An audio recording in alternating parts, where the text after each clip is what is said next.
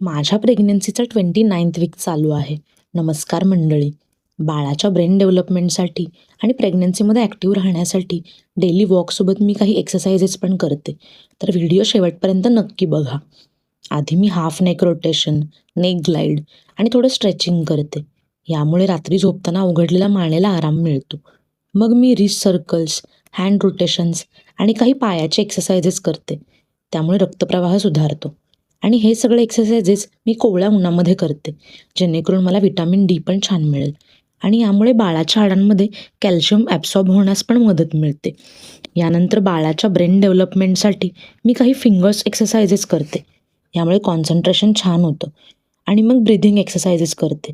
यामुळे बाळापर्यंत oxygen supply छान जातो. हे सगळे एक्सरसाइजेस मी डॉक्टरला विचारून मगच करते आहे. तुम्ही पण प्रेग्नंट असाल तर योग्य व्यायाम करा, पण डॉक्टरांचा सल्ला घेऊनच. आणि अशाच व्हिडिओजसाठी मला नक्की फॉलो करा.